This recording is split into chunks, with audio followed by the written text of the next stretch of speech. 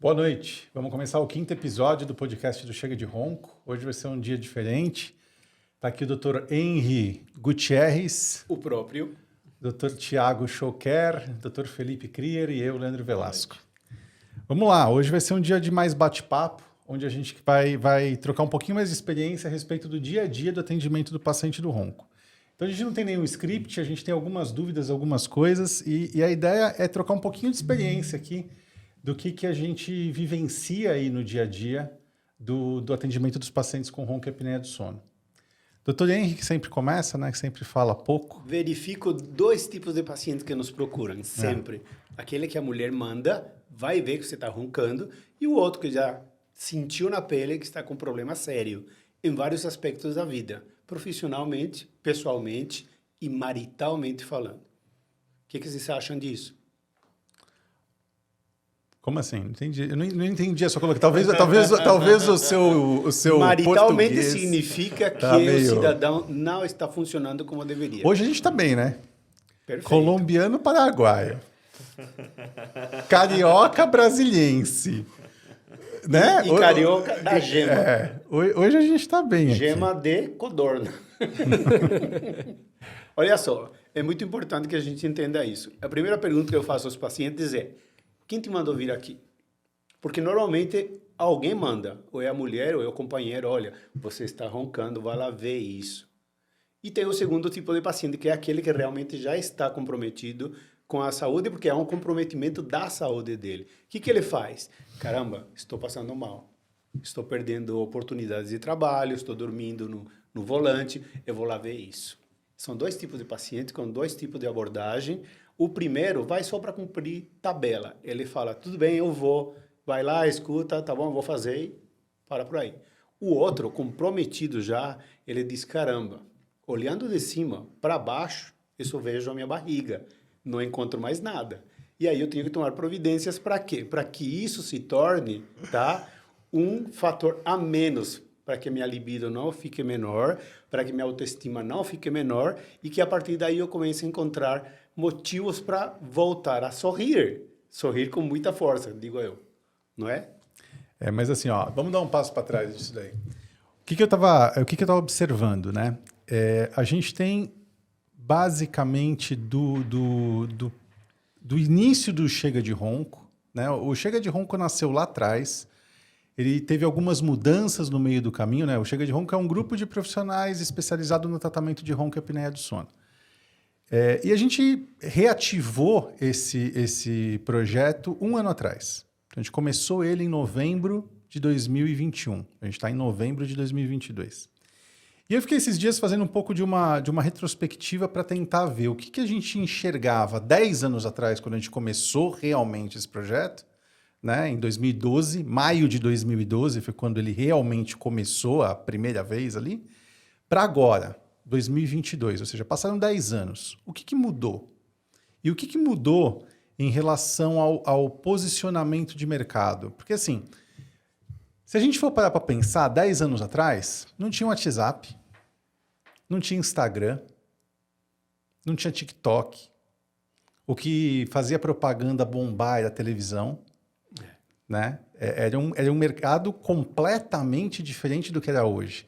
Eu lembro que quando a gente começou em 2012, a gente tinha uma clínica na Avenida Paulista, e 2 anos depois a gente teve a Copa do Mundo, que deu uma reviravolta no país inteiro, e foi uma confusão, porque, putz, né, Copa no Brasil, eu não tinha vivenciado essa experiência até então. E deu uma reviravolta muito grande, assim, ninguém queria tratar ronco. Eu lembro que em junho de 2014 a gente tinha um problema, porque a demanda da clínica caiu absurdamente, porque todo mundo queria ir para a Copa. Aí depois, passou a Copa, veio a reeleição da Dilma. E você lembra disso? Tinha todo dia manifestação na Paulista. Todo dia. As pessoas não chegavam. A gente tinha que saber o seguinte, hoje vai fechar às 2, hoje vai fechar às 4, porque todo dia tinha manifestação. Isso de agosto até a reeleição, né, daquilo ali, era caótico. E aí a gente acabou de ter uma eleição que mudou completamente, né? WhatsApp, é fake news. Cara, a gente está falando de 10 anos. Sim. A gente não está falando de 50 anos. A gente está falando de 10 anos. 10 anos. E é completamente diferente. E o que mudou de ronco e apneia? Absolutamente nada. Continua exatamente igual. As queixas dos pacientes continuam iguais. As consequências de um ronco e uma apneia, socialmente e em termos de saúde, continuam os mesmos. Na minha opinião, o que mudou foi a abordagem. A gente chegou de maneira seletiva em grupos que realmente interessavam. 75% das pessoas que nos procuram são homens, 50% são obesos. Eu lembro que quando a gente estava em 2012, a gente fez uma pesquisa interna e a gente tinha 74% dos pacientes, isso é uma coisa que mudou, 74% dos pacientes tinham a consulta agendada pelo cônjuge. 74%. E voltando ao que eu comentei no início, continua sendo Mas muito isso não parecido. acontece hoje. Hoje, eu não fiz o levantamento ainda, mas eu diria que mais de 74% dos agendamentos é feito pela própria pessoa. Mandado por alguém em Não é? alguns casos. Sim, com certeza. Porque você enxerga isso, ó, o Thiago faz bastante teleconsulta, né? Costuma ser uma espécie de meio a meio. Há uma livre e espontânea pressão. Quando eu digo meio a meio, Concordo. eu não estou me referindo ao percentual de 74%, mas eu digo que esses pacientes que vêm procurar a gente... Ah, e aí, o que está te incomodando? Pô, a mim nada, mas a minha esposa muito. isso. Ah, não, nesse sentido eu acho que até mais do que 80%, né? Mas a busca é do paciente. Sim. Não é a esposa que liga marcando, na grande maioria das vezes. É porque antigamente não tínhamos o acesso à rede social de maneira individual através do nosso celular. Era o canal era a televisão. Quem ficava em casa normalmente era a mulher. Quem anotava e fazia o contato era a mulher. Hoje talvez mudou isso. Porque assim, quando eu digo é o seguinte, uma coisa é o que motiva a busca pelo tratamento. O que motiva a busca pelo tratamento é o cônjuge. Ponto. Fato. Né? Na imensa maioria das vezes é o cônjuge. Mas quem busca, em 2012, também era o cônjuge. Que marcava para o marido, roncador, companheiro. né? Para quem roncava buscar. Hoje não. Hoje, eu diria facilmente que mais de 80% de quem a gente atende, quem agenda é o próprio paciente. Mas eu diria que mandado por alguém também. Não, mas eu assim... escuto muito isso. Por que eu te falo que é isso? Eu acho que o Felipe tem essa experiência também. Porque a pessoa, quando ela vai agendar para alguém, ela manda a mensagem na hora. Não é para mim, é para fulano. Sim. Então a gente sabe isso. quando isso acontece. E as outras vezes não, é para mim mesmo. Tipo, eu tô E a roncando, eu tô abordagem fazendo do isso. paciente é muito diferente. Quando você chega naquele paciente que ele buscou, que ele foi atrás de você, no primeiro momento ele fala, doutor, eu tô aqui, eu tenho uma dificuldade por causa da minha esposa, mas eu quero resolver isso. Quando o paciente vem marcado pela esposa, ele tá ali para cumprir tabela. E a gente tem uma diferença muito grande em termos de passividade do paciente. Aquele paciente, mesmo que ele sente conduzido pela esposa, mas ele vai até você... a gente consegue conduzir ele de uma forma muito mais tranquila. É aquele paciente que você disse inicialmente que vai seguir no tratamento. Né? Então, Você percebe isso também? Porque eu também percebo isso. Ou seja, uma coisa é a motivação. Eu vou tratar porque tem alguém buzinando. Tá, isso é o que te motiva. Talvez no início, né? Mas se eu tomei a decisão de tratar, eu vou em frente. Agora é comigo. Agora, o mais difícil é quando alguém tomou a decisão por mim e eu estou vindo forçado. Aí a coisa empaca. Aí a coisa não anda. Não há conexão, não há comprometimento. Essa eu acho que foi uma mudança. Essa foi uma mudança que a gente teve. Porque essa sua colocação eu acho que é válida. Talvez 10 anos atrás, talvez a gente tinha um percentual de atendimento de homens muito grande. Talvez nessa situação, a esposa, de repente, estava em casa, viu e agendou para que o marido fosse, e aí a coisa confluía para aquilo. Mas tem um outro ponto que eu acho que não mudou. Porque, por exemplo, eu vejo que os casos são assim. A gente tem o cara que ele está buscando tratamento porque o cônjuge, seja a esposa ou o marido, está reclamando que ronca. Tá, então eu estou indo lá porque tem alguém buzinando. Mas no frigir das contas não me incomoda. Eu não tenho problema. Ou seja, eu não estou cansado, eu não estou com sonolência, eu não estou tendo desempenho comprometido, eu não estou nada. Então é aquele cara que a gente sabe que ele está vindo meramente por um problema social. E tem aquele cara que vê que o negócio está indo ladeira abaixo, né? E a motivação é completamente diferente, né? A motivação dessas pessoas é radicalmente diferente. Você percebe isso nas teleconsultas que você faz? Sim, eu percebo uma motivação muito diferente, principalmente daqueles roncadores que já estão há muito tempo apresentando problema e daí sim, seja por por ganho de peso, seja por questão hormonal, enfim, ele já está começando a receber ali, a perceber as consequências mesmo, né? E aí sim, a motivação dele é muito diferenciada. E existe também um parênteses muito interessante nessa colocação, que é justamente o paciente que chega para você com uma motivação ruim, ele não sabe exatamente o que é o problema, ele pode ainda não estar tendo aqueles sintomas, mas no consultório a gente consegue expressar para ele que é muito mais do que isso. É muito mais do que um cansaço, é muito mais do que uma sonolência. É também uma grande possibilidade dele desenvolver uma hipertensão ou dele vir a apresentar uma queixa mais aguda, um problema de saúde mais agudo, um infarto, um AVC. E aí, com isso, a gente consegue trabalhar um pouco essa conscientização e ele muda um pouco a chave, começa a analisar com bons olhos. Enfim, isso muda um pouco a trajetória dele, com certeza.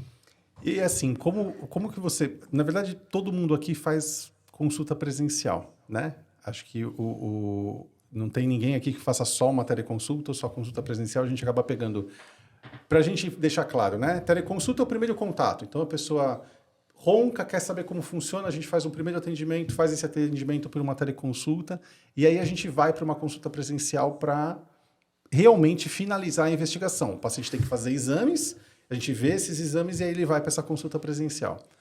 Uma coisa que eu percebo nessa questão da teleconsulta e da consulta presencial, de uma diferença que a gente tem ali, é que, assim, muitas vezes a pessoa ela buscou o tratamento só pelaquela questão, pô, eu estou roncando, e aí eu queria resolver isso, tá?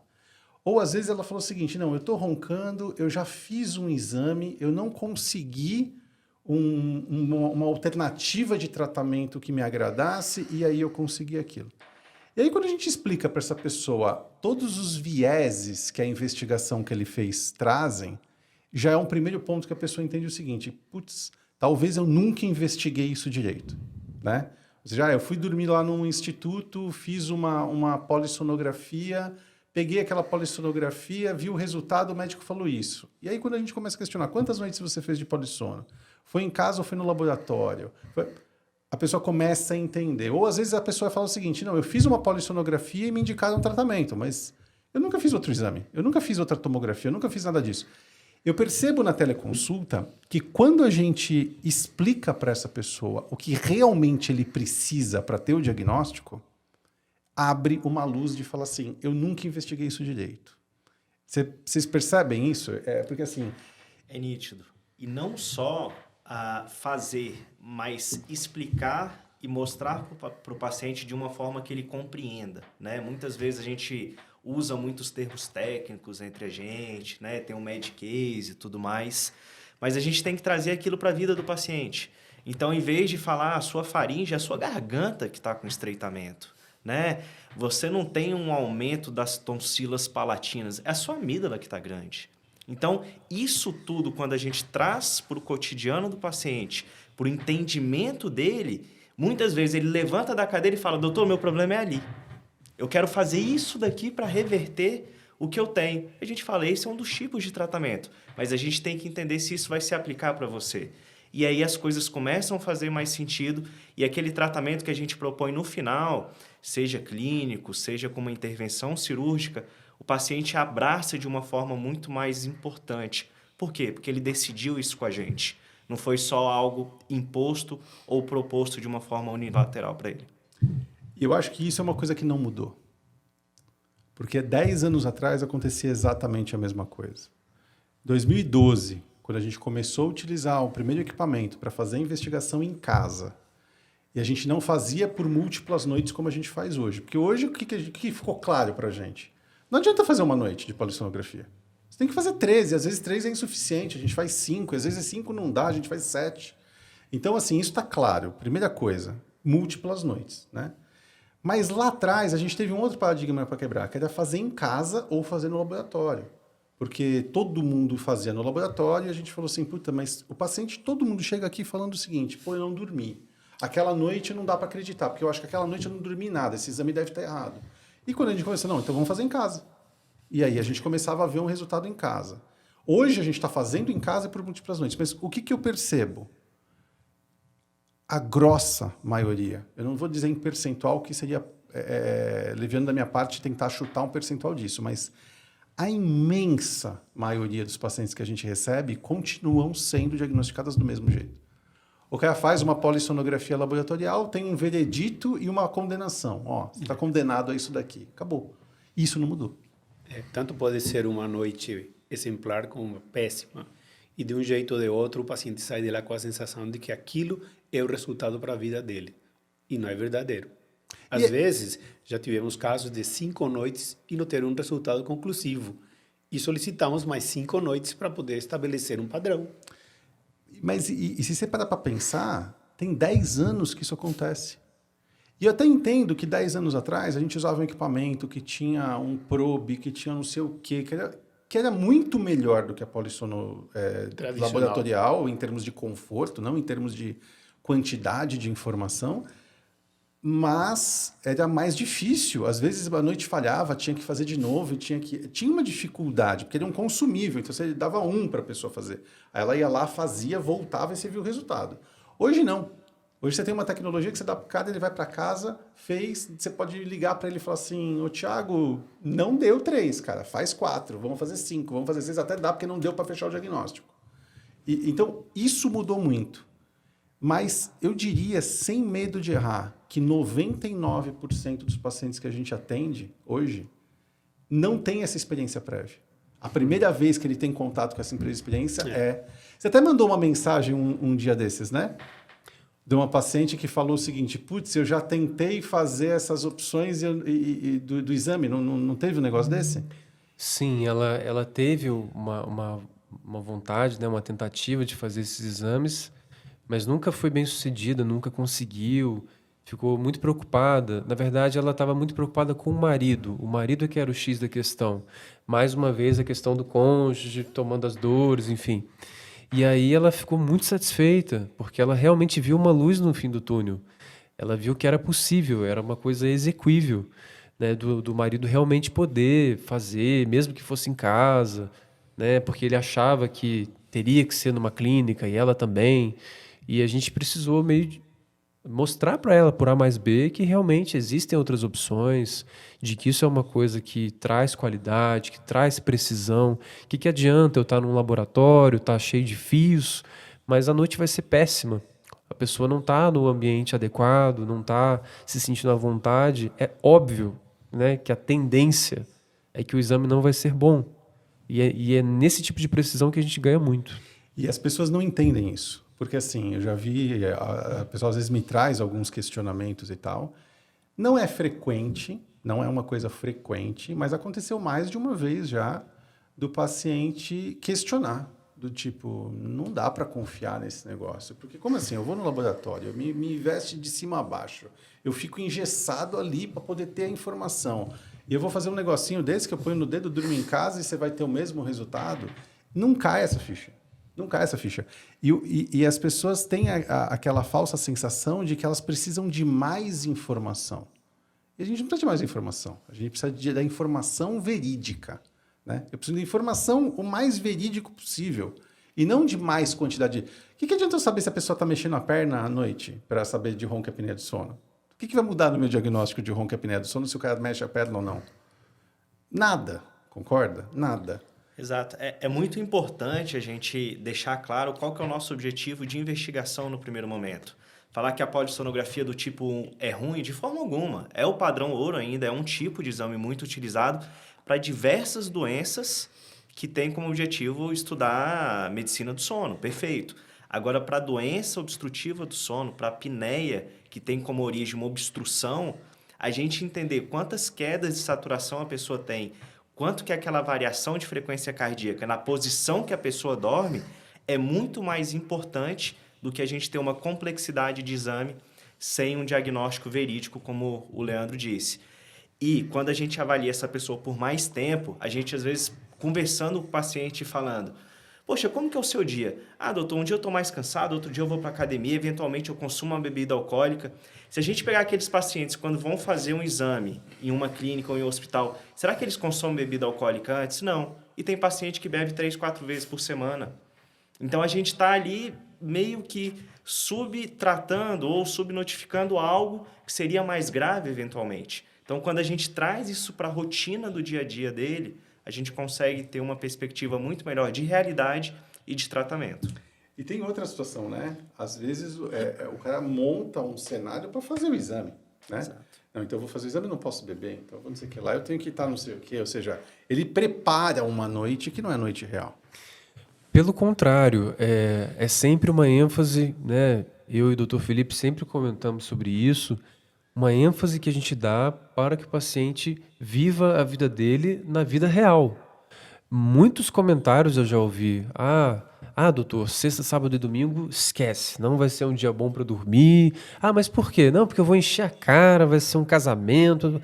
Não, vai lá, vive sua vida normal. É justamente isso que a gente quer flagrar. É justamente por isso que são 3 noites. Porque a gente realmente prevê que essas alterações vão acontecer e a gente precisa de um diagnóstico preciso. Então, não se furte de fazer isso. Ah, é, doutor? É. Aí o paciente fica muito mais tranquilo, realiza tudo e traz as informações que a gente precisa. É uma coisa importante que, assim, quando a gente fazia isso lá atrás, 2012, como que era o nosso fluxo? Você lembra? O paciente que se interessava, ele vinha, a gente fazia uma anamnese, a gente fazia uma primeira consulta, a gente explicava os exames que ele tinha que fazer, ele fazia parte dos exames na clínica, ia para casa, fazia uma noite de polissonografia, voltava e a gente fazia.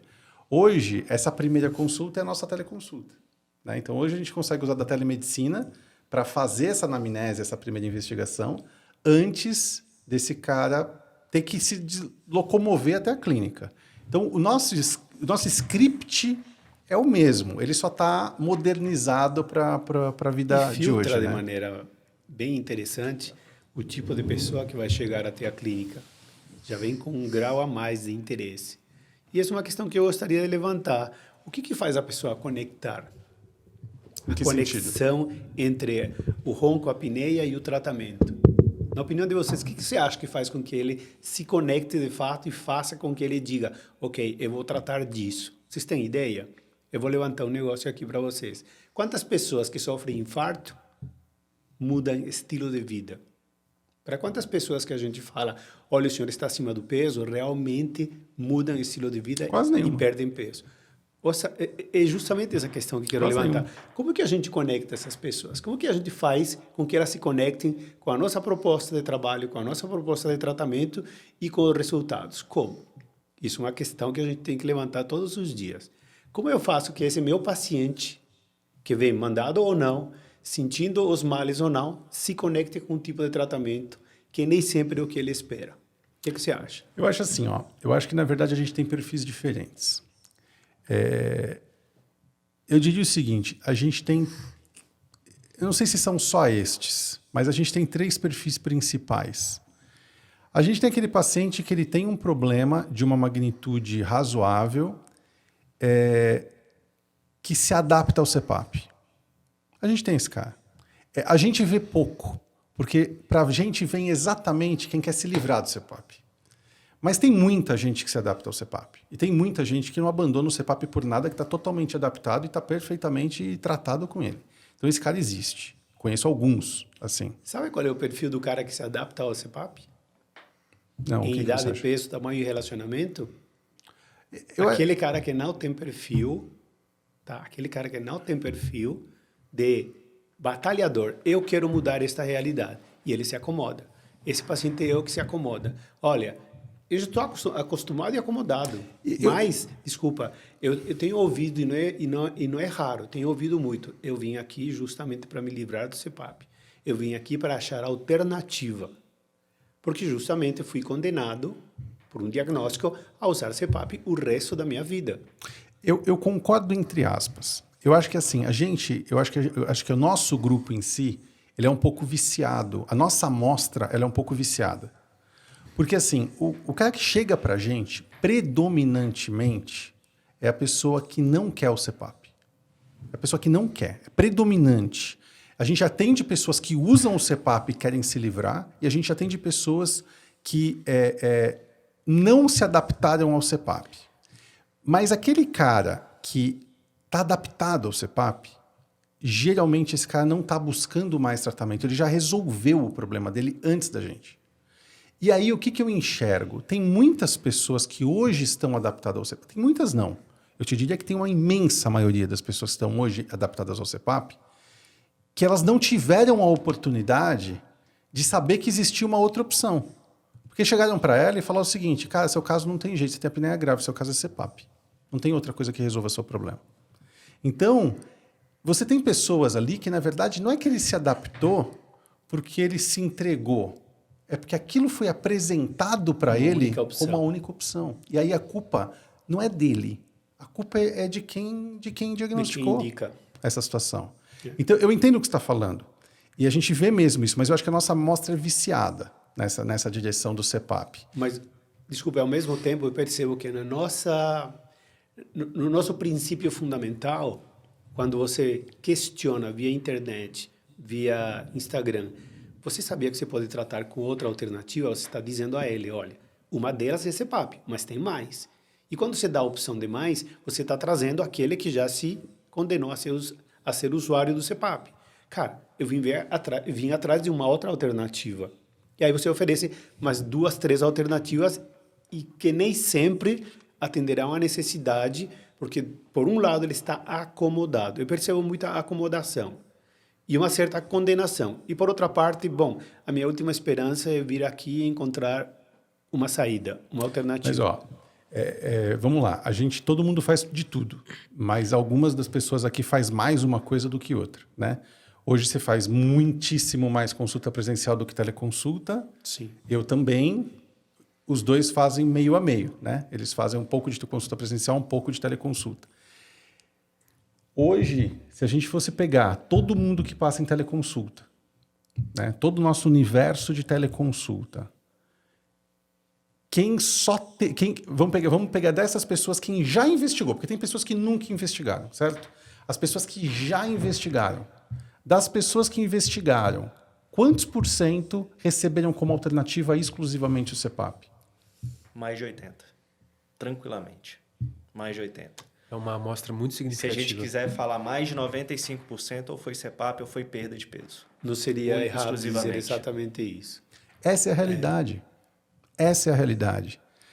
Para quem tem martelo, tudo é prego. Né? Ou seja, o cara tem o martelo dele que é o CPAP, ele indica CPAP para todo mundo. Mas eu insisto numa questão. O que faz a pessoa se conectar? Porque todo mundo já sabe que perder peso é uma das questões. Só para fechar a questão do CPAP, eu não atendi, eu estou fazendo hoje quase nada de teleconsulta. Eu estou fazendo algumas consultas presenciais e todas as consultas cirúrgicas, né?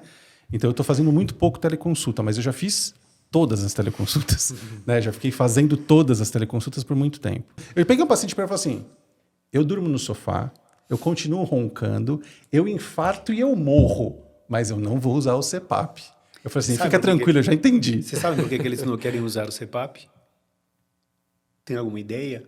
Cara, tem várias questões, né? Então, eu já perguntei, por que o senhor não quer usar? Cara, eu me sinto inválido com aquela máscara e a minha mulher já falou, cara, eu olho para você e fico com dó. Você não quer que sua mulher sinta dor, quer que você sinta qualquer outra coisa. Então, quando você se torna vítima da solução do seu problema, que seria o CPAP, você não vai querer ele. E aí você procura alternativas mesmo. Mas note-se, todo mundo aqui indica CPAP toda semana. Sim. Como uma das Infelizmente, alternativas. Né? Mas todo mundo chega aí no final e fala assim, cara, eu acho que no seu caso é melhor você ir para o CPAP porque você não está disposto a isso aqui, né? Eu acho que o CPAP ele não é nem melhor nem pior, mas o que tem que ficar claro é que ele não é o único. Exatamente. Né? Então, assim, tem pacientes que vão se beneficiar com o CPAP? Com certeza. Eu sempre dou o exemplo do meu sogro. Meu sogro é uma pessoa, assim, que nunca quis utilizar CPAP, é uma pessoa mais imediatista, um pouco mais acelerada, e a gente pensava que nunca iria servir o CPAP para ele. Hoje, para todos os lugares que ele vai, ele leva o CPAP e está bem tratado, e está revertido o problema. Agora, o que a gente faz com aquela imensa maioria dos pacientes que tem como prescrição e indicação CPAP inicialmente e não consegue se adaptar? Essa é a nossa preocupação. Isso que é claro para a gente, né? O que a gente faz com a imensa maioria, mais de 80% dos pacientes que não conseguem? Eles vão ficar sem tratamento? Eles vão continuar dormindo no sofá, roncando, tendo apneia, tendo mais risco de ter um infarto? Não. Eu acho que tem outras propostas que a gente tem que pensar para eles e tem que ter outra forma de conduzir esses pacientes. Eles não podem ficar ali ao relento sem um cuidado do médico ou do cirurgião, que tem outras opções que são resolutivas para eles. Cara, e olha lá, de 10 anos para cá, aumentou um monte o acervo de tratamento para emagrecimento. Né? Aumentou um monte o acervo de medicação e opções para emagrecimento. Melhoraram os aparelhos intraorais, surgiu o marca-passo para estimulação de nervo hipoglosso, para contrair a base da língua e resolver o ronco. Tratamento a laser para roncopatia. Já tinha fono, continua tendo fono. Melhoraram os aparelhos de CPAP com máscaras menores, nasais, mais confortáveis, equipamentos com umidificação, etc. e tal. Melhorou um absurdo o contexto geral. Mas a conduta profissional continua idêntica. 10 anos atrás era exatamente a mesma coisa. A gente atendia uma imensa maioria. Assim, na verdade, todo mundo que a gente atendia queria uma alternativa ao CPAP também como hoje, mas era muito difícil a gente pegar um paciente que chegava para a gente já tendo tido a oferta de outras alternativas. Sim. O que mais me irrita nessa... Assim, aí eu falo um pessoal, o que mais me irrita nisso, eu não tenho absolutamente... Como eu falei, todo mundo aqui indica CPAP toda semana. Todo mundo aqui indica aparelho intraoral toda semana, todo mundo aqui indica cirurgia toda semana, todo mundo aqui dá todas as opções para o paciente. O que mais me irrita nessa situação não é isso. Não é nem o fato daquele profissional só conhecer o CPAP e só indicar o CPAP. Não é isso.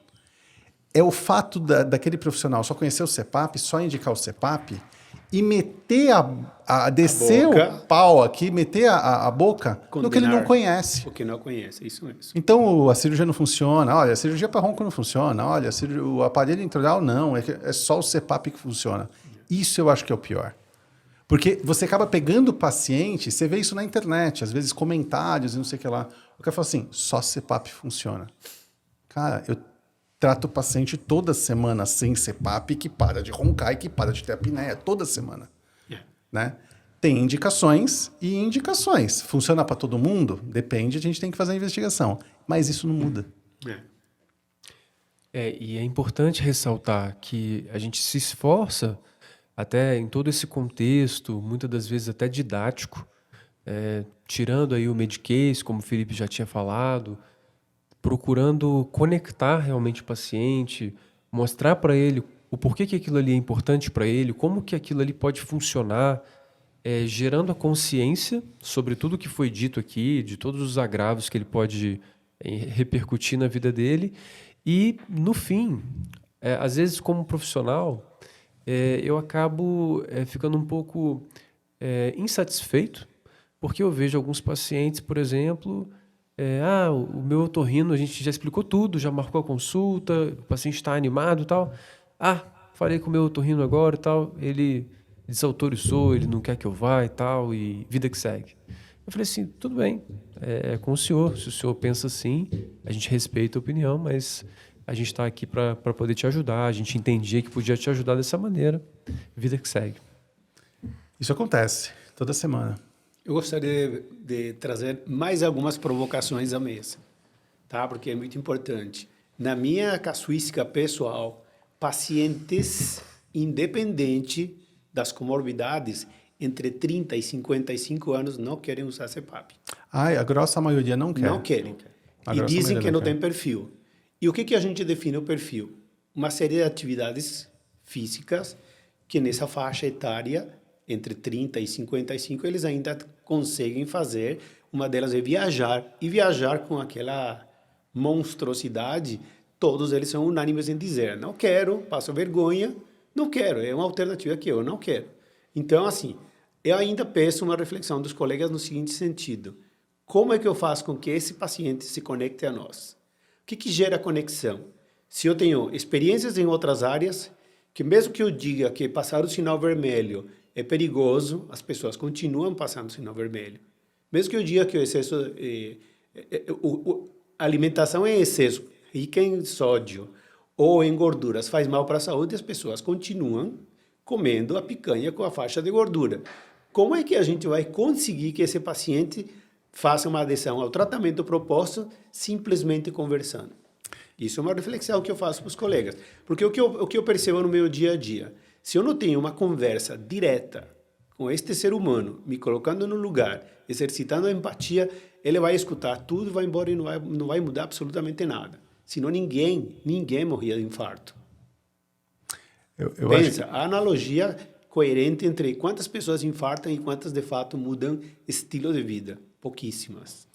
Eu acho que tem um detalhe importante no que você falou, que é uma questão de ansiedade. A ansiedade é a ânsia da idade.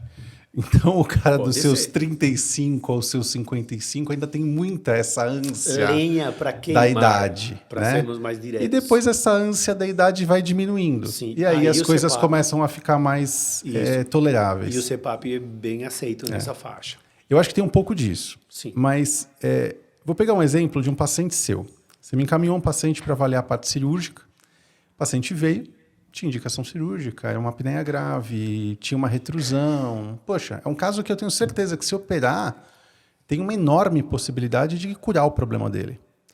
E ele, como ele tinha um problema grave, você falou assim, cara, vai lá, conversa com o cirurgião, mas se você tem que buscar uma alternativa rápido. Então, aluga um CPAP e começa a usar e vamos ver. E ele alugou o CPAP e começou a usar antes de vir na consulta. Aí ele veio na consulta, fez a consulta, terminou a consulta, na nossa parte tudo bem, foi depois discutir aquilo ali, e a resolução é o seguinte, o cara estava apaixonado pelo CPAP. Ele estava apaixonado, e é um cara jovem, 40 e poucos anos. Você lembra desse caso? Que louco. Lembra? Ele estava comigo na consulta, mas o cara estava apaixonado pelo CPAP. Beleza, daqui a 2 anos conversamos Então, de mas novo. o que eu vejo? Qual que é a questão disso? O cara está sofrendo.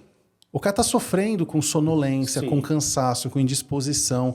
Aí ele dorme uma noite com aquilo, ele acorda bem. Ele falou, porra, minha isso. outra vida. Aí eu acordo isso. tal. Então, o que acontece? Hoje, ele está sofrendo com o dano da apneia. Aí ele começa a usar o CPAP. Aí ele perde aquele dano.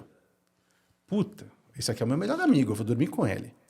Só que daqui a um tempo, eu esqueço do dano da apneia e eu começo a me incomodar com o dano da máquina. Com o dano da máscara, com o dano da mangueira, com o dano daquilo. E esse cara, quando é mais jovem, ele tem mais chance de ficar inquieto com aquilo. E aí, consequentemente, ele quer se livrar do CPAP. Mas aí, se ele se livra do CPAP, ele começa a lembrar... E o cara está entre a cruz e a espada. Né? Ele se vê entre a cruz e a espada. Esse é um perfil. Outro perfil que eu vejo também é o seguinte, isso é um ponto importante. Às vezes as pessoas falam só essa questão, né? Ah, eu não uso o CPAP porque eu não me assim, porque eu não quero, eu acho aquilo horrível, eu tenho que levar, inconveniente. Tá, mas tem gente que não consegue usar por outras questões. Tem gente que se sente afogado, que é pela pressão do ar, ele se sente sufocado. Tem gente que começa a ter gases. Tem gente que começa a ter soluço de uma forma incontrolável. Tem gente que no meio da noite tira a máscara todas as noites e não continua dormindo. Então, assim, tem pessoas que efetivamente não aderem ao tratamento. Porque o que a gente fala né? O CPAP resolve o problema, desde que você use. O óculos resolve o problema, desde que você põe na cara. Se você não põe na cara, ele não funciona. E se eu não consigo usar, seja pelo motivo que for, ele não resolve o meu problema. Né? Continuando na tua linha aí, ó. O que eu percebo hoje? As pessoas aprendem as coisas de 3 maneiras, né? Ou não. Eu aprendo as coisas com os meus próprios erros, e ok, Sim. né? Você é uma pessoa normal, você errou e você aprendeu. Você tem a pessoa que é burra, que é aquela pessoa que não aprende as coisas com os próprios erros. Esse é o cara burro, né? Eu fiz errado, tá errado, eu não aprendo, eu vou lá e eu erro de novo. Esse é o cara burro. E você tem o cara inteligente, que aprende com o erro do outro. Sim. Né? Então, você errou, eu vi que você errou, opa, eu não vou cometer o mesmo erro. Eu tenho essas 3 opções. Né? Eu aprendo com o meu, eu não aprendo com o meu, ou eu aprendo com o seu, dentro desse contexto que a gente está falando. Quando a gente fala de ronco e apneia, essa parte, vamos dizer, de eu aprender com o seu erro, não acontece. Não acontece, porque é uma questão mais de experiência de vida. Eu tenho que passar por aquilo. Não adianta você chegar para mim e você falar assim, cara, tô mal, nossa, tava mal, puta, tava isso, aquilo, outro, fui fazer o tratamento, nossa, agora depois do tratamento, tô me sentindo bem. Você fala, que bom para você. Mas você não transporta aquilo para si. Você tem que sentir na pele aquela situação para você tomar a atitude de fazer aquilo. Ou você já viu o cara que está acima do peso, ele fala assim, puxa, você fez cirurgia bariátrica porque você perdeu o controle e tal. Não, então eu vou ter que segurar aqui, porque não, eu vou para esse mesmo caminho. Se o cara tiver que chegar na obesidade mórbida e fazer a cirurgia bariátrica, ele vai chegar e vai fazer a cirurgia bariátrica, ele não vai aprender com o seu erro. Então é diferente. Eu aprendo com o meu erro ou eu não aprendo com o meu erro, mas eu aprender com o erro do outro não funciona. É muito difícil, muito difícil. Então eu acho que dentro do que a gente trata, a gente não tem essa vamos dizer, o que se aplica para a vida, né? Porque para a vida você tem essas 3 situações, mas para a saúde você não tem essa situação. Você acaba tendo que sentir na pele. Mas tem um outro cenário. A gente, às vezes, aprende com os nossos problemas, às vezes a gente não aprende com os nossos... E vamos lá, todo mundo pode ser inteligente para algumas coisas e burro para as outras. Não necessariamente você aprende com seus erros em tudo, né? Às vezes você erra e você comete o mesmo erro, aquela coisa, você perdeu o peso, você ganhou peso de novo. Cacete, mas você fez o mais difícil, que é você perder, e você ganhou tudo de novo, né? Mas enfim, só que na saúde, de uma maneira geral, eu acho que tem uma outra variável, que você toma medidas pelo medo. Você não aprende com o erro do outro, mas você toma algumas ações pelo medo. O fulano infartou com 40 anos por causa disso. Puta, eu não quero infartar, eu não vou fazer esse negócio, porque eu estou vendo que eu estou indo para o mesmo caminho. Então, eu tomo uma mudança na minha vida por medo de que aquilo aconteça. Então, a gente não aprende com o erro do outro, mas a gente se assusta com algumas situações e começa a tomar medidas com aquela situação. Só que, no final das contas, eu acho que a máxima você tem que sentir a dor para poder tratar ela. Se você não sentir a dor, a chance de você tratar ela é muito pequena, infelizmente. Uma chance muito grande de você, no meio do caminho, colocar a autocompaixão na frente da sua necessidade de ter boa saúde. É uma chance muito grande de você usar o efeito Ayrton Senna. Na época, ele morreu, todo mundo começou a usar cinto, os acidentes diminuíram por até 2 anos, depois voltou tudo. O que significa isso? Que o medo nos faz andar mais devagar por um tempo. E aí a gente cria de novo um pouquinho de confiança e faz com que a gente comece a acelerar um pouquinho mais, comer um pouquinho mais, engordar um pouquinho mais, achar que está no controle, até o dia do infarto.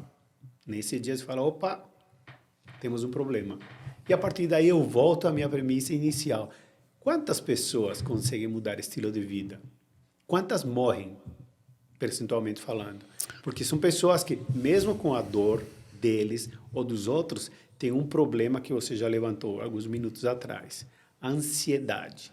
Não no sentido da idade, mas de não conseguir resolver os seus problemas em tempo hábil. Isso tem outro nome, procrastinar.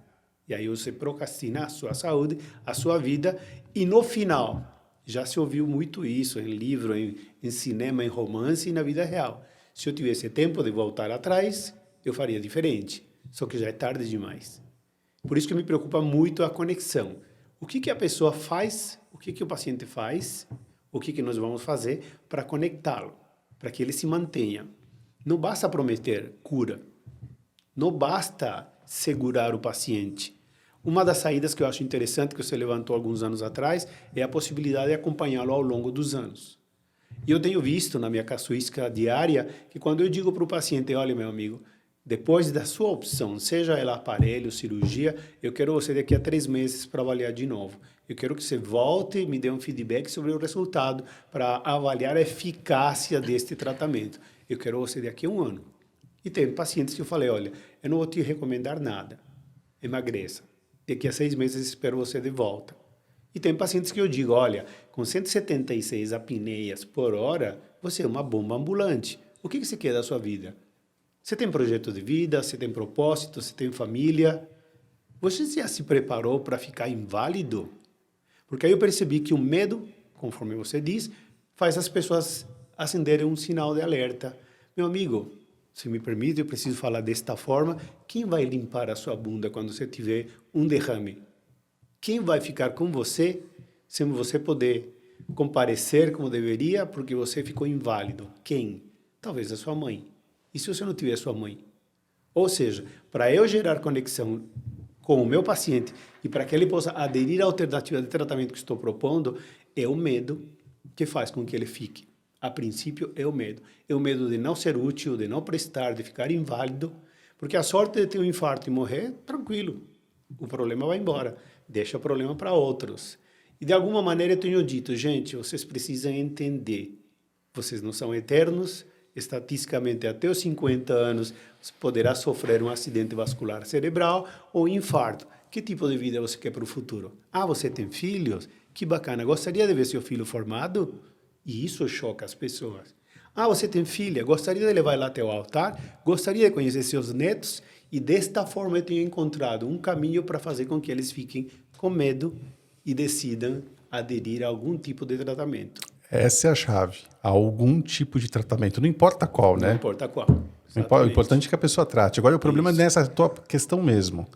Ah, você vai voltar daqui 3 meses, você vai voltar daqui 1 ano. Se você não ficar em cima, quantos voltam? Não voltam. 99% não voltam. Né? Ou seja, o cara teve diagnóstico, teve a indicação, teve... Às vezes está tratando, mas... Você concorda que isso é do ser humano? De alguma maneira, isso é do ser humano. Eu não quero colocar isso de maneira regional, que é um tipo de gente, um tipo de pessoa. Não é. É generalizado, a gente deixa para a última hora quase tudo. Sim. E quando chega no final, puta, se eu pudesse voltar atrás. Então, hoje, eu me preocupo com essas pessoas que sabem que têm muitas apneias, um ronco importante e que não caíram na real. Sim. A real é, trate agora porque talvez você não tenha futuro. E eu levo a minha conversa na consulta nesse sentido. Porque entendi que não adianta ficar falando mediquês, não adianta falar de outra maneira a não ser colocando o cidadão na parede para que ele entenda que não tem saída. Aliás, tem saída, aderir a algum tipo de tratamento com a gente. Eu vejo que dentro de toda essa trajetória, tudo que ele comentava sobre a questão do medo, a questão de o que vai realmente conectar o paciente, fazer com que ele possa tratar, eu vejo que a própria trajetória cinemática que a gente tem feito nos dias de hoje, como, por exemplo, a teleconsulta, que até alguns anos atrás não era uma realidade até por questão pandemia. de regulamentação. E hoje foi mais um tabu que foi quebrado.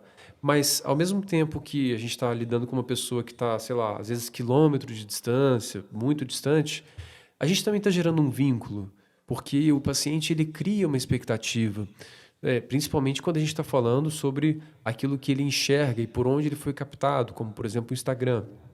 Então, isso é interessante porque se a gente sabe se utilizar dessa característica, dessa ferramenta, e o paciente vai se sentindo acolhido, porque às vezes ele marcou a consulta ali de última hora, viu ali o anúncio, tá preocupado com o problema, mais uma vez a figura da esposa, né, empurrando, querendo, aí ele vai e faz.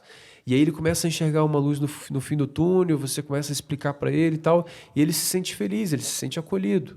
Quando ele vem para o consultório, que você explica para ele, é a questão da loteria, né? Ah, doutor? Então quer dizer que a minha apneia é moderada, né? Ah, então tá tranquilo, né? Beleza, a gente não precisa de correr tanto, né? Exatamente. Não, meu amigo. Todos os dias você está jogando na loteria. Então é um fator de risco, né? Você pode ganhar, você pode perder. Só que a loteria não tem 6 números, né? Podemos chamar de roleta russa. Essa loteria não é 1 em 50 milhões. É bem menos do que isso, né? É 3 números ali que você tem que acertar só. Não são 6.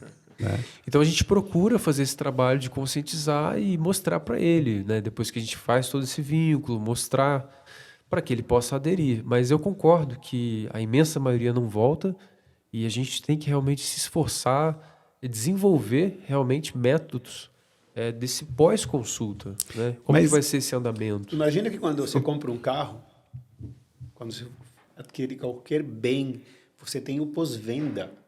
Quando você trata um paciente e cuida dele, tem que ter o pós-venda também, que é esse acompanhamento que já fazemos ao longo dos anos, por até 2 anos para acompanhar o paciente e a Mas, evolução ó, total. mesmo os casos de cirurgias esqueléticas, que são os tratamentos mais agressivos ali, mais resolutivos também,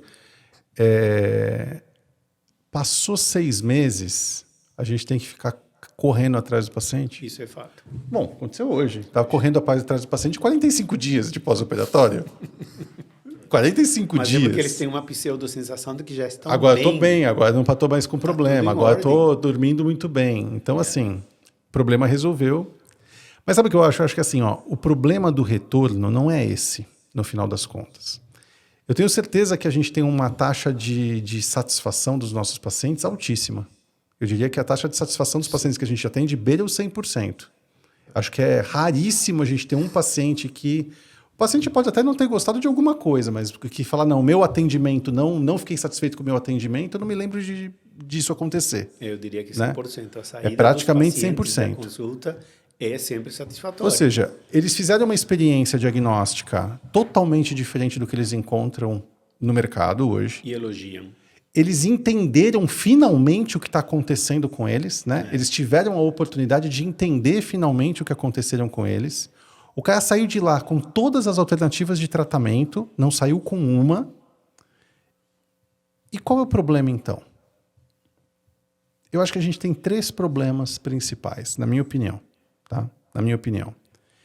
Apesar dessa pessoa ter tido a melhor experiência de atendimento dela, apesar dessa pessoa ter entendido o que aconteceu, e apesar de ela sair com todas as alternativas de tratamento, tem pessoas que sentem a necessidade de uma outra opinião. De uma outra opinião. E aí, quando ela vai para uma outra opinião, a gente se defronta com os especialistas, as assumidades, as autoridades. Os mesmos especialistas, assumidades e autoridades que pedem uma polissonografia laboratorial e indicam um CPAP. Os mesmos especialistas, autoridades e assumidades que não entendem como que é um tratamento de cirurgia esquelética, que nunca acompanharam um paciente de cirurgia esquelética, que não fazem a menor ideia de como funciona o aparelho intraoral e de que não fazem a menor ideia de nada do que a gente oferece, mas que são autoridades, assumidades e especialistas para denegrir aquilo que ele recebeu. Então, quando esse cara tem a infelicidade de buscar uma outra opinião e encontra pela frente um profissional despreparado, às vezes ele pega tudo aquilo que você construiu e destruiu. Quem perde com isso? A gente? Cara, a gente não dá conta de atender todo mundo que a gente pensa para atender. Não. Essa é a grande verdade. Quem perde com isso é o paciente. E é um princípio, né? Que normalmente as pessoas criticam aquilo que elas não desconhecem. Exato. E não se dá um trabalho de conhecer. Então, assim, primeiro ponto é esse. Eu acho que algumas pessoas, elas saem de lá, mas elas falam assim, às vezes é até porque, assim, é bom demais para ser verdade. Boa. É bom demais para ser verdade. Como assim? Eu já fiz isso, eu já fiz aquilo, ninguém me falou isso? Será? Não, eu vou buscar uma outra opinião. Aí ele cai na vala comum.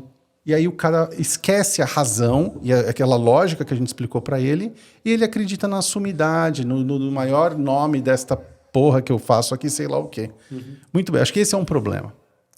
Acho que o segundo problema que a gente enfrenta, e esse não tem nada a ver com os nossos colegas ou com o problema do sistema, esse tem a ver com o próprio público que a gente atende, é que a apneia não é doença. Infarto é doença. Não, infarto é doença. Pressão alta é doença. Diabetes é doença. Tem um monte de doença, mas a apneia não é doença. É mais ou menos a mesma coisa que a gente fala que AIDS não é doença. Né? Porque você morre de AIDS? Não. Não. Mas ela te causa um monte de coisa que te mata. Você morre de apneia? Médio, né? É muito difícil. Não. Só se você for asmático, tiver uma você pode ter, de repente, você pode, de repente, ter uma mega dessaturação e ter uma parada e empacotar ali, até uma pólice súbita? Pode. Mas não é a maioria. Não é a maioria. Mas você morre o quê? De infarto, de AVC, de etc e tal. Por quê? Foi isso que eu encontrei. Eita. Por quê? Porque, na prática, a apneia não é doença. Você viu já no atestado de óbito, causa da morte, apneia do sono? Não. Então ninguém morre de apneia. Então, Né? Então ninguém morre de tranquilo. apneia. Esse eu acho que é um enorme problema. É. Porque as pessoas saem de lá, quando a pessoa sai do cardiologista com o diagnóstico de hipertensão, ele fala, opa, Tô doente. né? Tô doente, tenho um problema. Quando ele sai com o diagnóstico de diabetes, ele sai com a sensação de que ele está doente. Quando ele sai com câncer, ele sai com a sensação de que ele está doente. Ele sai do teu consultório com 176 apneias e ele acha que ele tem um probleminha. É um Né? calo só. Ele acha que ele tem um probleminha. Então, eu acho que esse é o nosso segundo problema. Sim. Esse Ou seja, isso nos obriga a permanentemente informar o público sobre a doença SARS, Síndrome da Apneia Obstrutiva do Sono. Porque ele acha que não é doença. Está no Código Internacional de Doença, está em doenças. tudo, mas para ele aquilo não é doença. Não é que ele acha. Eu diria até o seguinte: conheço. ser leigo em relação ao assunto muitas vezes faz ele falar o seguinte: opa, eu tenho mais risco de isso aqui acontecer, mas ele não entende que ele tem uma doença, que toda noite que ele dorme aquilo acontece, etc. E tal. E eu acho que a gente tem um terceiro ponto nessa vamos dizer, no porquê esse cara não segue muitas vezes, que é a negligência. É a negligência. Aquele cara é o seguinte: não, eu tenho que ver isso, mas olha, eu estou com um problema na empresa, porque, putz, a gente tem um projeto agora, porque a gente tem não sei o quê, porque a gente tem não sei o que lá, e aí eu vou ter que me afastar 15 dias? Não, agora eu não consigo. Ou seja, é negligência. Mas se Concordo, afasta quando o infarto chega. É porque o infarto não dá para ele negligenciar, né? O infarto não dá para ele negligenciar, entendeu? Voltamos ao ser humano, que um cidadão, um ser humano, é uma pessoa que pode ser negligente, tá? Com autocompaixão, com a autoestima baixa, um ser humano que não vê à frente uma vida feliz sendo saudável. E porque ele precisa dessa muleta que é o vitimismo. Eu tenho isso, eu sofro disso, eu sou um coitado, por isso eu não sou feliz e não fiz sucesso na vida. Como que muda isso? Levanta um pouquinho aqui, só. É difícil mudar isso. Há uma proposta que é cuidar do ser humano. Como muda isso? Complicado. Eu tenho ideias de terapia, tratamento psicológico, Sabe o de que eu acho? acompanhamento. Eu acho que a primeira opção a gente não muda. A pessoa se muda. Se Não, ela a quiser. primeira opção é os nossos colegas. A gente não sim. muda. Não. Eu acho que isso a gente não muda. Eu já passei da idade de achar que a gente muda o mundo. A gente não muda, né? O mundo muda a gente, mas a gente não muda. Assim, a primeira opção eu acho que a gente não muda. A terceira opção eu também acho que a gente não muda. Caramba. O cara que é negligente, e por mais que você tente, ele vai ter as prioridades dele, a gente não muda. Mas eu acho que a segunda a gente muda. Eu acho que a gente pintar para essa pessoa e fazer ela de fato entender que ela está doente, esse dá para mudar. Eu acho que das três, Essa é a mais viável. essa é a única. É. Essa é a única. A gente atendeu hoje uma paciente de cirurgia que você encaminhou também, que tinha 106, né? Sim. 106 apneias por hora. Caramba. 38 anos ou 36 anos, uma coisa assim. 1,65 m de altura e quase 90 quilos. Não. IMC de 28. Meu Deus. Né? Olha Então, que loucura. e tinha 106 apneias. E eu fui um pouco nessa linha com ela. Porque assim, ela tinha uma retrusão, era uma alteração esquelética, tinha uma apneia grave, tinha tudo ali para poder fazer. Ela entendeu e está disposta a fazer. Mas eu fui um pouco nessa linha. Eu abri os resultados que a gente tem das polissonas e fui passando ordenei pelas polissonografias, que tinham mais de 100. Aí fui mostrando as páginas. Olha aqui. Quantas pessoas têm mais de 50 anos?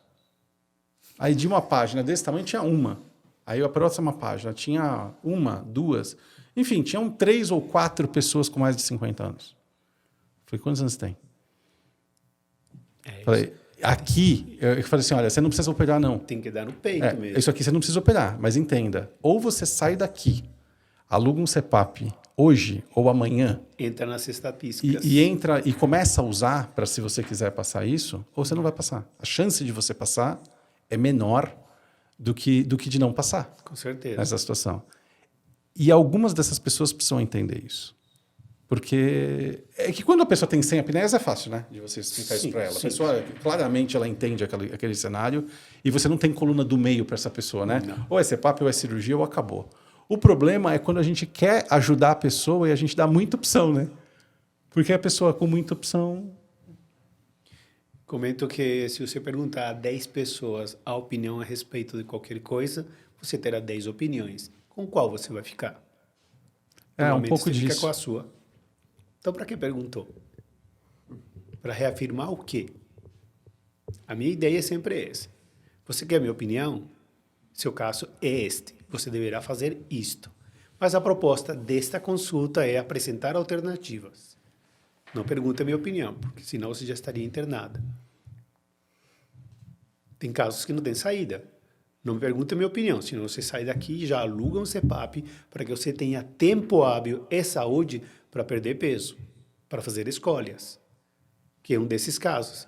176 apneias, meu amigo, alugue hoje mesmo. Porque eu não sei se você vai acordar amanhã. A chance de você infartar é grande. Estatisticamente é possível. Então, se eu fosse você, alugava hoje um CPAP, marcava a consulta com o nosso cirurgião para que você tenha uma oportunidade. Até lá, não fique sem isso. Não me durma um único dia sem. Até você perder peso e ter condições, use o CPAP como estratégia de suporte. Porque se a gente não der essa estratégia para o paciente, essa alternativa, ele volta para casa do jeito que chegou. Cheio de dúvidas e com uma bomba no coração, que a qualquer momento explode. Dessa forma, os aparelhos, na minha opinião, servem para esses casos gravíssimos, até chegarem em condições onde você possa dar uma alternativa mais radical e que ele tenha um benefício mais rápido, digamos assim. O que você acha que vai mudar nos próximos 10 anos? Mas se a gente pegar a história dos últimos 10, talvez pouca coisa. O que você acha que vai mudar nos próximos 10 anos? Acho que seguiríamos uma linha de otimização dos contextos gerais, mas muito pouca resolutividade. O senhor está sendo político falando desse jeito. Sabe o que vai mudar daqui a 10 anos? Absolutamente nada. Absolutamente nada. O ser humano é cheio desse tipo de imperfeição. Uma delas é a autocompaixão, a autossabotagem. É procrastinar o que é importante. Por isso tem um comportamento um pouquinho mais agressivo nesse sentido. Meu amigo, você tem futuro? Você quer ter futuro? Então faça o favor de tomar providência hoje. Porque, olha, o médico fala bonitinho, o discurso é bem, sabe, pasteurizado. É uma coisinha bacana. E o paciente sai de lá, oi? O que esse cidadão falou comigo mesmo? Eu não entendi a metade do que ele Não vai falou. mudar nada, então, pra você? Não vai mudar nada. Eu discordo. Eu acho que vai mudar algumas coisas. Por exemplo, Eu acho que vai mudar algumas coisas. Eu acho que assim, ó, se a gente fizer um retrospecto dos últimos 10 anos, eu acho que mudaram algumas coisas, mas mudaram poucas coisas, né? Ou seja, a gente tem um diagnóstico domiciliar mais prevalente do que a gente tinha 10 anos atrás.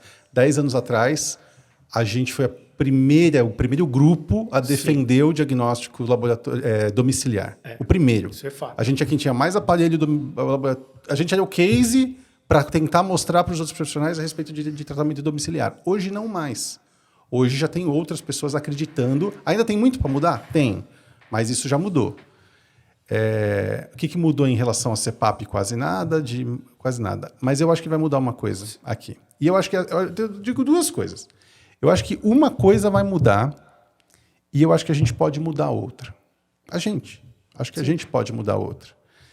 O que eu acho que vai mudar? Eu acho que a odontologia vai crescer muito no tratamento do ronco e apneia, o que não aconteceu hoje. Pode ser. Nos últimos 10 anos, quem tem ronco e apneia busca um médico, o médico faz uma polissono e, de acordo com o resultado, ele indica um CPAP. Ponto. Game over. O que eu acho que vai mudar? O dentista vai começar a oferecer aparelho intraoral para muito mais pessoas.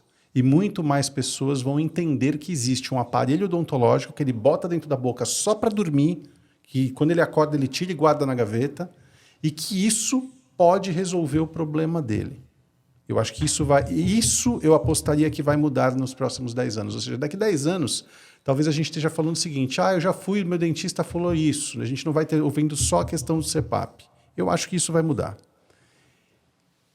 Se a gente não fizer nada, como isso vai acontecer? Da mesma forma que o CPAP. Ou seja, para quem tem martelo, tudo é prego. Eu tenho CPAP, então eu digo que o CPAP está para todo mundo. Se a gente não fizer nada, o que vai acontecer na odontologia? É o que já acontece hoje. Eles querem tratar a apneia de 120 apneias por hora com aparelho intraoral. Você é dentista. Eu também sou dentista. Vocês são médicos. Eu também sou médico. Eu consigo enxergar um pouquinho dos dois mundos. E eu acho que o mesmo erro vai acontecer dos mesmos lados. Sim, mas tem uma coisa que eu quero levantar também. As ferramentas poderão melhorar, os instrumentos, as técnicas, tudo vai melhorar. E a evolução está aí para isso. A inteligência artificial, a internet das coisas, tudo isso vai vir para trazer mais simplicidade, maior previsibilidade, mas uma coisa não vai mudar: a índole do ser humano. Isso não vai mudar porque não é possível você fazer um cidadão acreditar se ele não sentir a dor que você referiu alguns minutos atrás. Sim, mas o que eu digo é o seguinte, ó. Hoje eu vejo que a odontologia ela está caminhando ainda lentamente, mas as coisas na odontologia começam lentamente. Sim. E depois elas acontecem de uma forma meteórica. Sempre foi assim em tudo, né? Foi assim em todas as áreas que desde os últimos 40 anos, as coisas evoluíam exatamente desse jeito. E com o passar dos anos, isso acontecendo de uma forma mais rápida. Se você olhasse 5 anos atrás, 6 anos atrás, quem que fazia botox? Quem que fazia preenchimento? Médico, dermatologista, eventualmente cirurgião plástico. Quem que faz botox e preenchimento hoje? Dentista. Qual é o grosso que faz botox e preenchimento hoje? Dentista. O dermatologista continua fazendo? Continua. Mas quem detém a maior parte do mercado hoje? É a odontologia. Com a odontologia do sono, com os aparelhos intraorais, eu acho que isso vai crescer absurdamente em algum momento. Ainda não aconteceu. A odontologia ainda não acordou para isso, mas ela vai acordar. Só que qual que é o problema? Que se nada for feito, vai acontecer. Ela vai errar exatamente da mesma forma que a medicina erra. A medicina tem uma ferramenta, que é um CPAP, e dá para ela. O otorrino tem uma ferramenta, que é a cirurgia de tecido mole, e tenta encaixar todo mundo naquilo. O CPAP funciona quando a pessoa usa, mas muitas pessoas não aderem ao tratamento. E a cirurgia de tecido mole funciona mal. Ela funciona bem em casos muito específicos. O que vai acontecer com o aparelho intraoral? Na melhor das hipóteses, ele vai funcionar para metade dos casos. Na melhor das hipóteses, que é para quê? Para os casos de roncopatia, apneia leve e, eventualmente, um caso de apneia moderada que vai ficar mais leve, aí a pessoa perde um peso e consegue resolver o problema.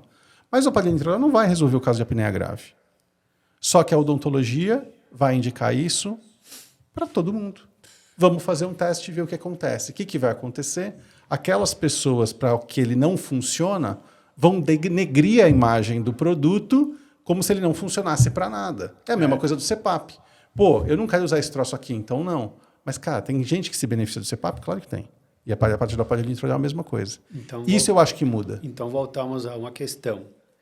A escolha pela melhor opção de tratamento tem que ser nossa. Então, o que a gente pode fazer para isso? Melhorar o diagnóstico. Exatamente.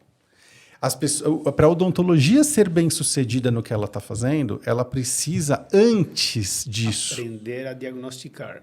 Ou ter aonde se apoiar. É. Ou existir uma mudança onde ela tem aonde se apoiar. Porque eu entendo que não é do métier da odontologia muito do que se faz no diagnóstico, muito do que se avalia no diagnóstico, tem um lado médico muito importante dentro disso. Mas eu não vejo essa preocupação. Mas olha, filosofando e já faltando umas cervejas aqui para a gente levar essa conversa adiante, é muito bacana ver médicos e dentistas sentados à mesa discutindo problemas em comum. O ranço, que sempre existiu, e minha barba branca é testemunha disso, impedia de sentarem à mesa médicos e dentistas para falar de um assunto em comum. Então, que bacana isso, tá? O senhor, por favor, providencie a cerveja, porque agora é só petisco e cerveja. Veja bem, isso para mim é histórico. De uma certa maneira, viver isso depois de 30 e poucos anos de formado, eu acho sensacional. Ele não vale porque ele é uma simbiose entre as duas especialidades. Mas vocês que são médicos, tá? Cara, muito bacana. Eu fico super feliz e orgulhoso de estar aqui hoje. A ideia toda é: ninguém trata sozinho. Exato. Nenhuma especialidade conseguirá tratar. A não ser que a gente decida, de maneira inteligente, juntar esforços e todo mundo sai vencedor, todo mundo ganha, o paciente ganha e a gente Porque senão é um cabo de guerra, né? Sim, sempre senão é um cabo foi. de guerra. Vou puxar mais para cá para ver se eu ganho daqui. Vou puxar mais para lá para ver se eu ganho dali. E o caminho não é esse, cara. Não, todo mundo O ganha. caminho não é... muito Não, bom. o caminho é justamente o seguinte. Sim, nós. Tem indicações para cada uma das situações, né? Eu, dentista, olha, essa indicação é médica. Eu, médico, olha, esse é dentista. Isso é muito bacana, isso é muito bom. A gente fez um levantamento superficial na base de dados e o que a gente chega numa conclusão no final é que é quase meio a meio. É quase meio a meio. Quase que metade dos casos são de tratamentos odontológicos e quase que metade dos casos são de tratamentos médicos. Ou vamos dizer, E metade talvez dos casos são de tratamentos mais simples e metade dos casos são de tratamentos mais complexos. E fazendo uma curva de Gauss ou similar, em algum momento a melhor indicação é de uma ou de outra especialidade. E isso não invalida o antes e depois. Ou seja, quando eu pego bem no início, um aparelho intraoral pode ser que resolva. Quando eu pego avançado, opa, quem que poderá tratar? Tanto o médico quanto o dentista. Porque tem uma coisa que as pessoas não perceberam ainda em relação a isso. Tem um racional muito simples de você entender o seguinte. Bom, eu tenho uma apneia moderada. Eu estou acima do peso. Eu vou perder peso, vai melhorar, mas pode não resolver. Aí eu vou usar um aparelho intraoral que vai projetar minha mandíbula para frente e vai melhorar um pouco mais. Então, eu junto um pouquinho desse com um pouquinho daquele, aí eu faço uma tonificação faríngea, aí eu faço um laser, eu junto tudo isso aqui e fico bem. Tá. Só que isso não funciona para o cara com 100 apneias. Não. Isso não funciona para o cara com 70 apneias. Aí a gente volta para uma questão de que problemas sérios ou problemas graves têm que ser tratados de maneira radical. Não tem opção. Não tem opção. Né? Ou seja, ou você opera e reverte todo o problema que você tem, ou você vai para o CPAP. Mas não tem uma coluna do meio de vamos fazer um pouquinho de cada coisa para poder melhorar. Isso as pessoas não entenderam. A imensa maioria das pessoas não entenderam exatamente esse cenário, ou seja, não é uma matemática, porque se fosse matemática a gente só colocava a gente só colocava um script, né? Decore o script, preencha as colunas e você chega no seu resultado no final, está resolvido. Mas a investigação clínica e essa experiência clínica não adianta, assim, é possível montar um grande algoritmo que resolva tudo isso? Mas tem tanta variável para você avaliar que a gente tem uma complexidade muito grande de montar um negócio desse. Talvez depois de muitos anos tenha, né, uma solução computacional que você preenche tudo e ele fala, para esse caso, vamos ensinar a melhor a máquina opção a pensar. é essa. Talvez. Né? Ou ter uma base de dados, né, uma ciência de dados tão grande que a gente consiga ter aqui. O Watson é uma prova disso, né? A IBM. Mas eu apostaria nos próximos 10 anos que a polissonografia laboratorial vai perder força para ronquiapneia do sono, cada dia mais, que a polissonografia domiciliar de múltiplas noites vai ser o método de eleição final disso. Eu só acho que não vai levar o nome de padrão ouro por um conflito de interesses. Já foi dado para outra... conflito de interesses. Mas eu aposto nisso. Eu acho que isso vai mudar. Infelizmente, eu acho que a tomografia, que tem o papel, na nossa opinião, fundamental, ela ainda não vai ter o espaço que ela precisa, porque X por outros mais. fatores. Mas eu acho que ela não vai ter esse crescimento, como deveria ter dentro dessa situação. E precisamos, dando um passo à frente, já aproximar a causa e o efeito, para que o paciente entenda de fato que essa é a causa e esse é o efeito. Tá? Quanto eu ganho, quanto eu perco, o que eu ganho e o que eu perco. Se eu não fizer, o que eu ganho, se eu fizer, o que eu perco. Sempre haverá uma perda embutida na tua escolha. E dessa maneira eu digo, paciente, com esse cenário de hoje, até onde você vai? Até onde você pretende ir na sua carreira profissional e o quanto você vai conseguir ganhar e galgar, tá? Dinheiro, prestígio, reconhecimento. Porque é fato que pessoas que têm esta questão hoje em dia não conseguem evoluir profissionalmente. Tem um caso do paciente na nossa clínica que dormiu no meio de uma live de uma reunião da empresa, ele simplesmente dormiu, apagou, e quando ele acordou, tinha um e-mail, compareça ao RH amanhã, 10 horas da manhã. E ele foi mandado embora. E ele entrou em contato, doutor, me mandaram embora. Eu falei, olha, você tinha uma chance, se você tivesse comunicado à sua empresa que você sofria de uma síndrome da apneia do sono e que ela era capaz de te desligar. Se você quiser, eu faço um relatório e envio. Não foi aceito. Ou seja, o que nós temos hoje? Um distanciamento entre causa e efeito. As pessoas entendendo para onde vão, como vão terminar, elas vão tomar providências mais cedo. E, é uma questão de sofrimento. Eu tenho que sentir na pele o mal para eu correr atrás disso. Depois disso, o cidadão veio nos procurar. Não, agora eu quero tratar. Pois é, amigão. Você vai tratar, vai cuidar da saúde, mas perdeu seu emprego. Perdeu seu emprego, perdeu seu plano de saúde, perdeu tudo para você tudo. poder tratar. Foi Né? mandado literalmente embora. A gente pegou um outro caso curioso desse. O paciente, ele tinha um estreitamento tão violento na faringe que ele fala de uma forma extremamente ofegante. Ele fala... E a passagem é tão estreita que ele não tem fluxo aéreo. O cara foi no hospital, que o filho estava internado, uma coisa assim, voltando do hospital, foi para uma blitz. Aí a blitz mandou ele soprar o bafômetro. Ele não conseguia soprar o bafômetro. Não sei se você já soprou o bafômetro, mas tem que fazer força para o bafômetro acionar. E ele não tinha força suficiente para soprar. Caramba. E os caras achavam que ele estava querendo fazer corpo mole para fugir do bafômetro. Perdeu a carta. Terrível. O cara perdeu a carta. E o cara tinha saído do hospital para ver o filho. Aí ele veio numa consulta. Você pode fazer um relatório explicando isso? Aí você falou assim, posso. Agora, aí a questão é... Não, porque agora eu tenho que tratar porque isso aqui chegou no limite. Você viu? Demorou. Sempre e só teve. no limite que a pessoa entra em ação. Agora a pergunta se tratou. Não. Porque eu queria a carta. Conseguiu Porque eu queria o a carta. relatório e a carta Entendeu? de volta.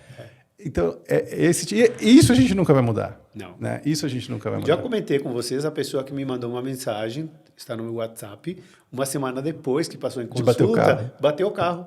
Mandou foto do carro batido, doutor. Que coincidência. Uma semana depois, eu bati o carro. Aconteceu. Dormiu no volante. Cara, não pode. Isso é absurdo. Enfim.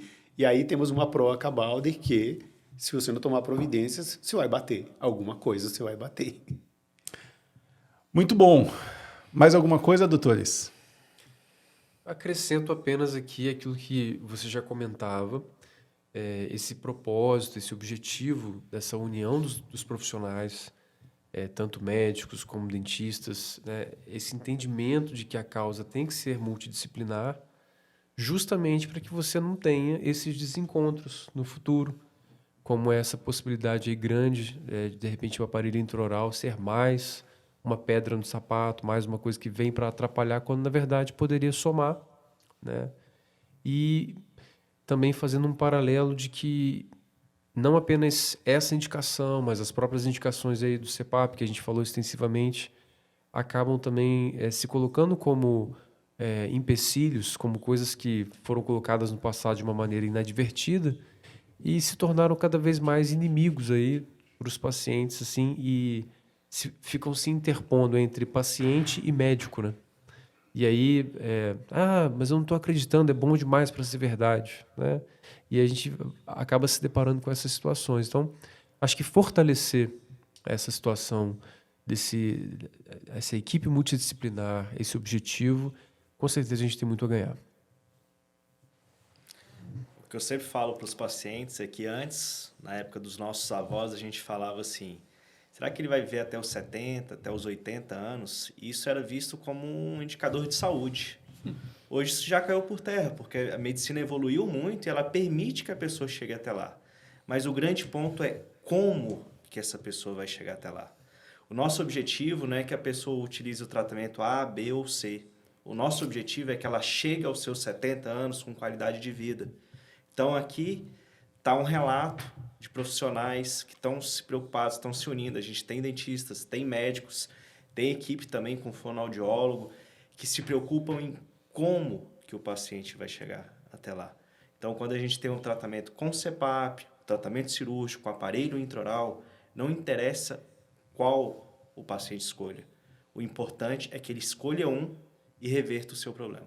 Esse é o nosso objetivo. Tanto que a gente, na prática, né, dos pacientes que a gente chega, quando o paciente vem ali, a gente não trata ele, né? A gente não trata. Nosso objetivo com o Chega de Ronco não é tratar. Nosso objetivo com o Chega de Ronco é diagnosticar e dar todas as opções de tratamento. Eu sou cirurgião. Você quer vir fazer cirurgia? Tudo bem. Você pode encaminhar, faz, mas da mesma forma que você encaminha para cirurgia, você encaminha para outras situações. Então, acho que é exatamente esse ponto. Ou seja, isso tem que acontecer. Se isso não acontecer, a coisa não vai andar. Isso mesmo. Como eu sempre digo, no final das contas, que sua noite seja sem sofrimento e sem dor. Pessoal, boa noite, obrigado. Esse foi o 5º episódio do podcast do Chega de Ronco. Boa noite. Boa noite.